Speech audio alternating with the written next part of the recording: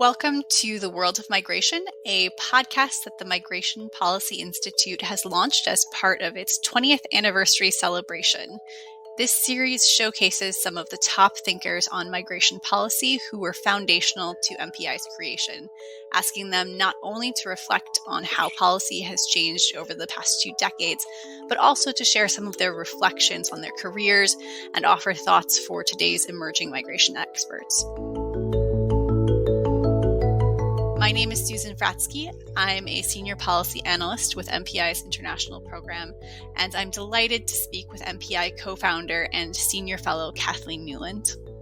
Kathleen needs almost no introduction.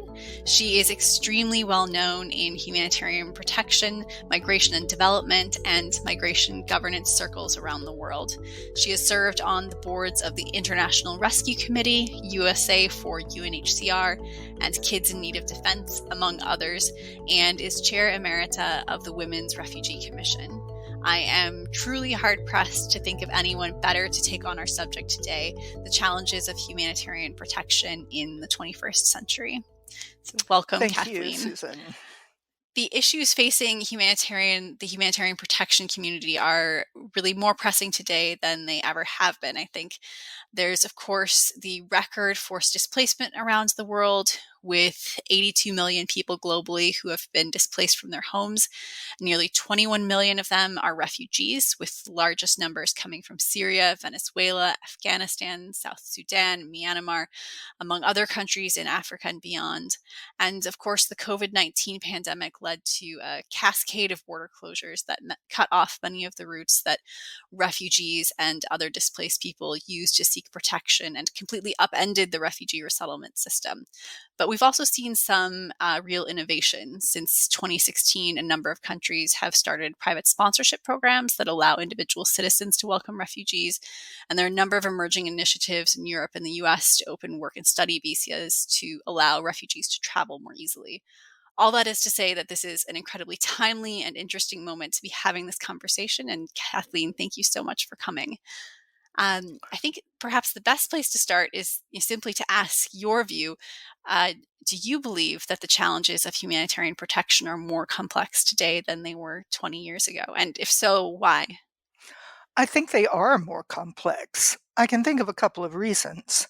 One of the main reasons is that other event we see when we look back 20 years, namely the terrorist attacks of September 11th and the beginning of the so-called War on Terror. September 11th had a huge impact on the way the West looked on refugees, especially Muslim refugees. Refugees from conflict and persecution in the Middle East and North Asia, the so-called arc of crisis that generated so many of the world's refugees, came to be associated in many people's minds with threat, even though many refugees were the victims rather than perpetrators of extremist violence. Politicians responded by putting in place security vetting that created enormous barriers to refugee movement. Political fallout made humanitarian assistance to areas controlled by extremists more difficult, even impossible, a pattern that we may see repeating itself in Afghanistan after the Taliban took over for the second time in 2021. The people caught in the middle are doubly victimized by armed conflict and persecution, as well as the reduction of humanitarian and development assistance. I look back on September 11th. It was exactly 1 week after we opened the doors at MPI, and think about how dramatically it changed the protection agenda. Another complication is that humanitarian action has fallen victim to the polarization of domestic politics in many of the countries that were pillars of the post-war World War II humanitarian consensus, to the point where many people, including me, fear that the system is on the point of collapse. In 2021, we hear the UK government threatening to push back asylum seekers who attempt to reach Britain by boat across the English Channel, and to automatically deny them asylum if they succeed in reaching the UK. That's a straight violation of international refugee law, which Britain was instrumental in drawing up. One of the provisions of that law is that people must not be penalized for moving outside of legal channels when they are seeking asylum. So, yes, I think things are more complicated than they were 20 years ago. And I would be curious to hear what you think is actually driving these shifts, because of course it's not just Britain who has begun to engage in pushbacks, but we've had reports of Greece doing that as well. And of course, the US and even Canada closed borders to asylum seekers last year and cut off access to their territory for those who are trying to seek protection. What is it that has made governments less willing to leave themselves open and accessible for refugees and those seeking protection?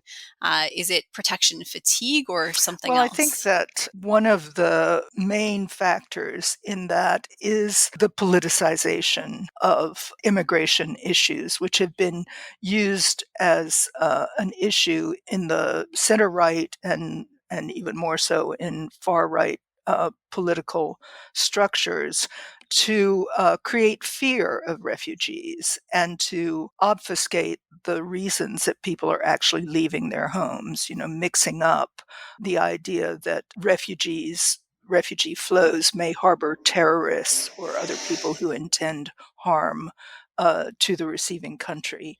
And that has really led to more reluctance on the part of politicians to sort of feed that beast by seeming to encourage further inflows of refugees. They saw the price that Angela Merkel paid in 2015 when she was seen as flinging open Germany's doors to refugees fleeing from Syria.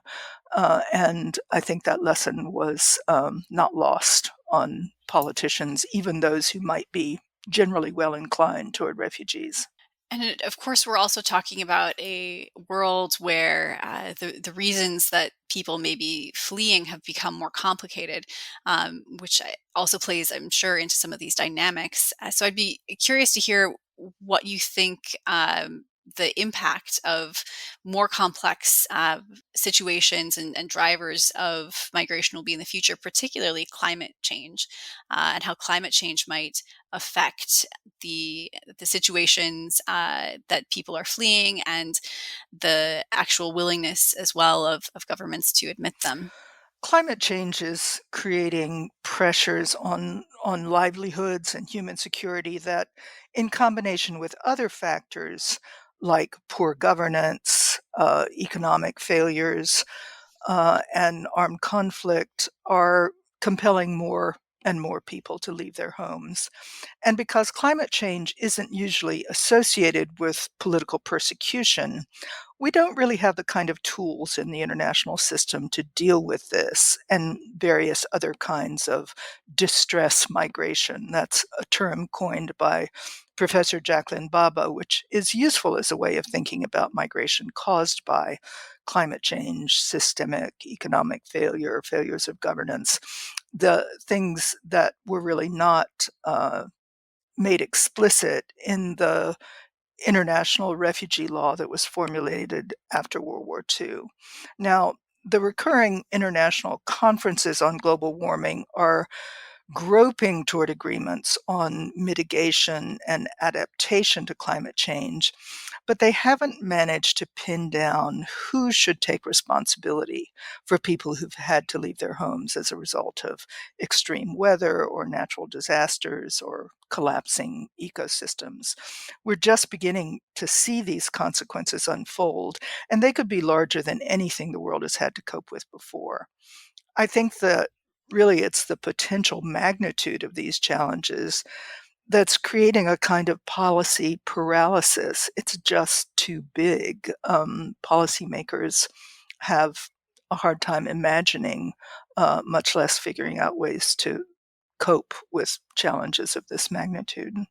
Do you see any hope for addressing that paralysis? Is there any movement towards beginning to tackle some of these non-traditional drivers of forced migration and of mobility, or will we are we stuck with the frameworks that Well, we I have? I think that there there certainly is increasing attention and an increasing sense of urgency about displacement that might result from climate change.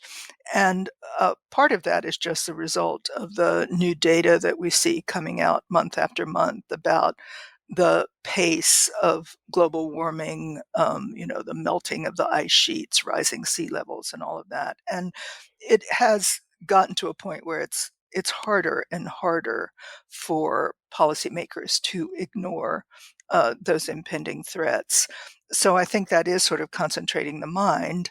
And while we still have these major questions of whose responsibility is this, with people from developing countries arguing that it's the responsibility of the West because they have consumed the overwhelming majority of fossil fuels and generated the carbon dioxide and so on, methane, that are causing the atmospheric changes. Whereas people, policymakers in the West, tend to dismiss those arguments. And without any sense of a compulsion to act, that results in a kind of stalemate. But I do think that the sense of compulsion to act is growing the more we learn about the impact of global warming. The other major disruption we've, of course, seen in the international protection system in the last couple of years is the COVID-19 pandemic. And I'm wondering what you see as the effects of the pandemic on the protection system, both in the immediate term, where has it left us in terms of ability of the system to provide protection, and whether or not there are likely to be long-term consequences of the pandemic for Yeah, protection. I think it's a really fascinating and, of course, very disturbing phenomena, the pandemic. And in contrast with the other things we've been talking about, persecution and climate change, which create pressures for people to move, the COVID-19 pandemic has created a crisis of immobility, forcing people to stay where they are rather than move to escape the danger. And this is a new kind of challenge for a globe that's become so thoroughly integrated by trade and travel and migration and knowledge networks. COVID is aggravating inequality among countries and creating huge new needs for humanitarian assistance, especially for prevention and treatment the of the disease caused by the COVID-19 virus. As you know, vaccine distribution to developing countries has been very slow getting started and is completely inadequate as we move through the second year of the pandemic. Only about 3% of people in African countries have been fully vaccinated by September 2021, as some of the highly developed countries are reaching 75-80% of their populations being fully vaccinated. And to sort of get back to the essence of your question, refugee protection, humanitarian protection, is just one of the values that has fallen victim to the pandemic. Refugee resettlement came almost to a halt. As you mentioned, borders have closed, preventing people from fleeing situations that put them in danger. And countries are very reluctant to admit asylum seekers, sometimes because they fear that they'll be carrying the disease, and sometimes, I think, because it provides a handy excuse to close their borders to people in need of protection. As I mentioned at the top, there have also been a number of movements in the last few years to seek to expand resettlements, particularly prior to the pandemic, and open other possibilities and avenues for people to move. Do you think things like resettlement or opening labor visas or study visas to refugees could provide some some off ramp or some solution to the immobility that COVID-19 and some of the political polarization has I think it caused? could. I think the real challenge there will be scale. It will be relatively easy to give a few scholarships, to open a few occupations, particularly occupations where labor shortages are being felt in highly developed countries.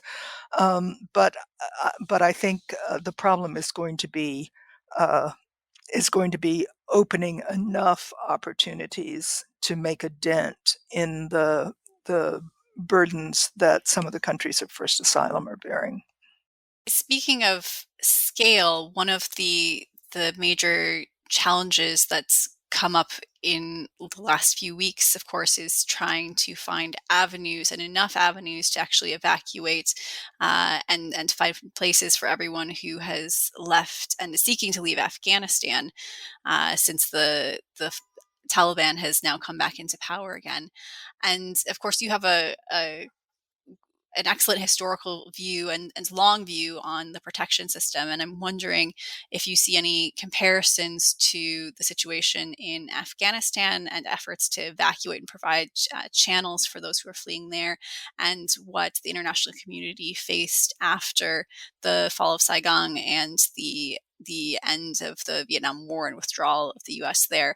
Are we likely to see a similar outpouring of support and sort of opening of avenues and pathways to protection that we saw after the fall of Saigon, or will this new environment and politicization around protection and sort of where we are with the post-COVID space lead to a different outcome? I've been thinking about this a lot in the last few weeks of or in the beginning weeks of September 2021, as you know, we as I look back on the Indo-Chinese refugee crisis, which was unfolding just as I began my career in this field.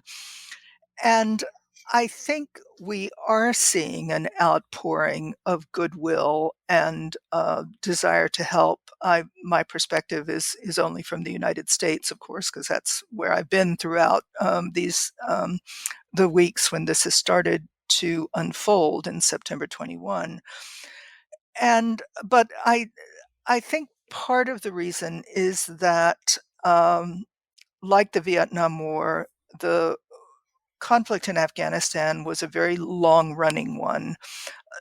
Americans were familiar with it, and many Americans had direct or indirect experience of it. You know, either had been there themselves in the military, in NGOs, or international organizations, or as contractors. So there were an unusual number of Americans who had experience in Afghanistan compared to the other big refugee generating uh, areas that we see, like Myanmar or Congo, or some of those other locations. And I think that sense of connection to refugee populations is one of the reasons that so many Indo-Chinese refugees were welcomed to the United States and France and Australia and other countries uh, that had been involved in the war. And I think people feel the same way about Afghanistan in 2021. Uh, and I think the other thing that's really striking to me is that the response to the refugee outflows from Afghanistan in 2021 have been bipartisan by and large, as they were with the Indo-Chinese refugees. And it's a very welcome retreat from this polarization that I spoke about earlier, which affected the refugee program and caused between 2016 and 2020 a real decimation of refugee resettlement. So let's hope that lasts, and that our leaders are able to explain what we are doing, to convey a sense that it's being well managed and that it is a bipartisan effort. I think that's really extremely important. Finding ways to translate this broader the support for one population in particular to broader support for the international refugee regime, it seems like Yes, the major indeed, challenge. I'd agree with that. Um, but I think, that it's true that people in many countries who've experienced direct inflows, um, and, I think of Germany in 2015, in Turkey and Lebanon, in the aftermath of the Syrian civil war, of Jordan during the Iraq wars, that these countries that are experiencing direct inflows feel really overwhelmed, and with good reason, because the responsibility for coping with refugee inflows and other forms of distress migration is borne so unevenly. You have those countries feel that they're being asked to do too much, even though, in some cases they benefit, certainly in the long run, but even in the short to medium term, they may benefit in some ways from the talents and energies that refugees bring with them. But in, we see leaders uh, playing politics with refugees, both in those countries that are experiencing direct inflows and others. So I think, the best way to deal with this is really to share the burdens of humanitarian protection more widely. I know it's not politically correct to talk about the burdens of refugee flows, but it does impose a burden on the finances and the public services, and the housing markets and the labor markets of countries that are receiving large, unexpected inflows of refugees.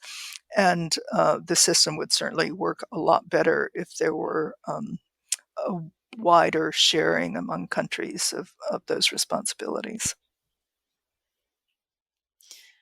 There have been some recent efforts to do this. There was, of course, the global compact on refugees that came out of the meetings that were held at the UN in 2016, to try to find ways to share responsibilities a bit more equitably, and get assistance to some of the host countries that you mentioned, who can really feel overwhelmed and have difficulty dealing with the responsibilities that were placed on them. I'm wondering how you see the outcomes of the Global Compact on Refugees and the mechanisms that have come out of it. Is there anything that around that process, or broader efforts to engage international cooperation in support of host countries, that gives you hope for the future, and what protection might look like, and responsibility sharing? Well, I think, it's still early days for the Global Compact on refugees, as well as the sort of twin Global Compact for migration. But I think that there are a number of innovations, or at least trends, that crystallized around the Global Compact on refugees. One thing that I think is very important is that it is giving more attention to the needs of host countries and host communities, not just focusing on the obligations they have toward refugees, but looking at the kind of help they need to fulfill their responsibilities, and connecting back to the conversation we were having earlier about sharing those responsibilities and burdens more widely. So I think that is it's not just a specific program, but a real change of emphasis in how the international uh, refugee protection system works. And I think that will have a very beneficial impact over time. I also think there's more recognition of the ability of refugees to contribute to their host communities, and um, to become agents of their own fate, rather than just being seen as victims, and that too is important. I'm curious as to whether you see any other broader trends within the humanitarian protection space, particularly the way that protection and protection assistance is being provided. What beyond the mega trends around politicization that we've been talking about and sort of closures of borders, has anything changed around how protection and protection assistance specifically is being provided? Yeah, I think there's some really interesting developments there.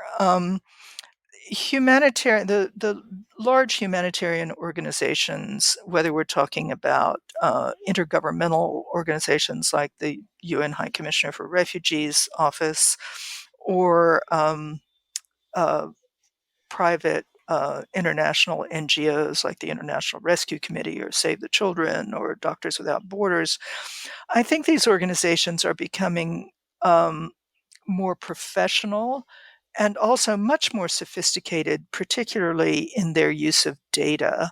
For the last several years, 3 or 4 years now, UNHCR and these other organizations have been using big data. That is the sort of electronic breadcrumbs that people leave behind when they make a call on a cell phone or visit a website or use social media. Um, Using this anonymized data to predict distress migration and to analyze the needs in the places where these groups of people seem to be heading, to preposition supplies, for example, or to identify resettlement locations where refugees are more likely to succeed in integrating. We've also seen much greater use of digital means to distribute benefits, including greater use of cash benefits rather than commodities, which is much more efficient and also more beneficial for the host communities because refugees can then buy things from local merchants and stimulate the local economy. This is a transformation that is really making uh, humanitarian assistance more efficient and effective.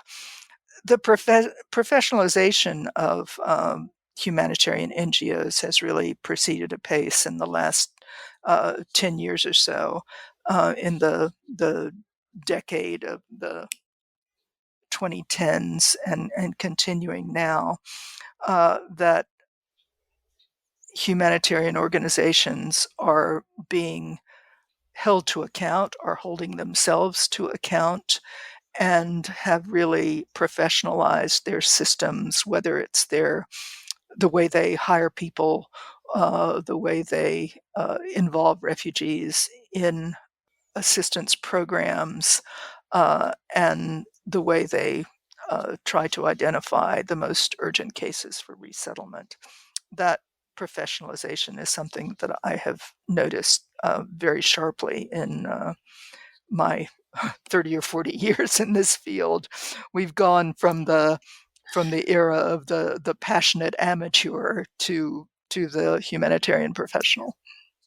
Well, I think we're coming close to the end of our time together, but I want to make sure to take advantage of having you here to ask you one last question that I think everyone will be eager to hear the answer to.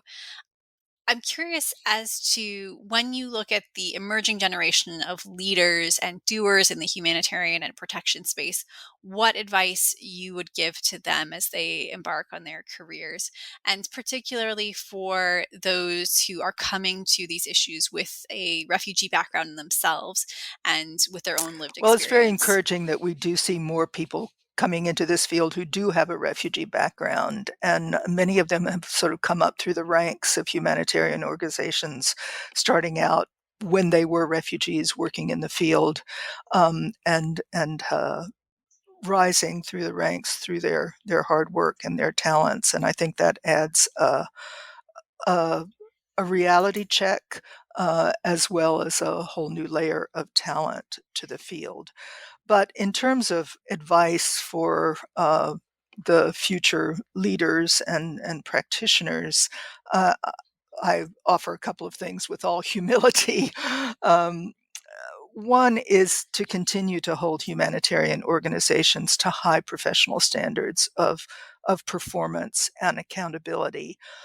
But I would also say that in professionalizing, don't lose the human connection. Don't lose sight of the inherent dignity and resilience of people who become refugees. If I have an extra minute, I'll tell a quick story that really brought this home to me. I was on a fact-finding mission with the Women's Refugee Commission in North Macedonia at the time of the refugee crisis from Kosovo. And I met an artist who was a refugee in one of the camps we visited. He had some of his work on display there beside the tent that he'd been assigned to. I really liked one of them, and I asked him if it was for sale and what was the price. He must have seen the surprise on my face when he told me a rather high price. And he said to me gently that it was the price he had charged in his gallery in Pristina, and that his work was not worth less because he was a refugee. Of course, I bought the picture. It now hangs at MPI. It's a wonderful painting, but it also reminds me of that lesson to understand that becoming a refugee does not diminish people's talents or their personhood, and it shouldn't diminish their dignity. Wonderful story, Kathleen. And I can't wait until the next time that we are both in the office, because I'm deeply curious now as to which picture that is. But I think the message about individual dignity within the protection system is, and the importance of that is a fantastic note to end on. And I think that is about all that we have time for, but it's been a fascinating discussion, and thank you so much for coming and sharing your insights Oh, with Susan, it us. was my Kathleen pleasure, Newland, and I was really delighted to have this conversation with you. well, thank you very much. It's really been a pleasure for me as well. Kathleen Newland is a senior fellow at the Migration Policy Institute, which she co-founded in 2001.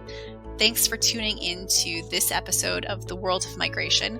You will find all the episodes for this and other MPI podcasts online at migrationpolicy.org/podcasts. Or you can find us wherever you get your podcasts. Just search for World of Migration, and please give us a review while you're there. The episode was produced by Michelle Middlestadt, Yusuf Hamid, and made possible through the assistance of Lisa Dixon. Our music is a song called Geographer by Bright Idea. My name is Susan Fratzke, and thanks so much again for listening.